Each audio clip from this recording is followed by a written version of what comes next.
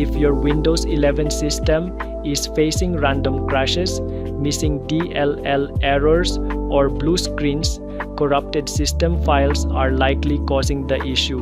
Instead of reinstalling the entire operating system, you can use two built-in command line tools to scan, verify, and repair your broken core files automatically.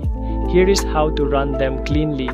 Right-click on your Start menu icon to open the Quick Access menu and click on Terminal Admin or Command Prompt Admin.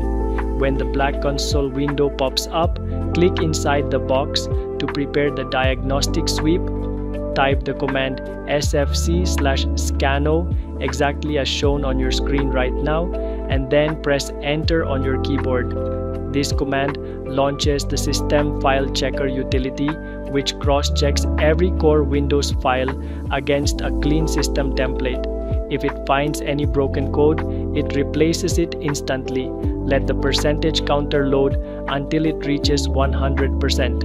Once the first scan is done, you need to run the Deployment Image Recovery tool to fix deeper network image corruptions. Type the master command DISM/online/cleanup-image/RestoreHealth and press Enter.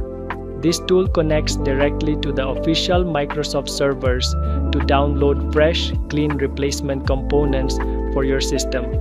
Once the progress bar finishes successfully, close the terminal window and restart your computer to enjoy a perfectly stable system.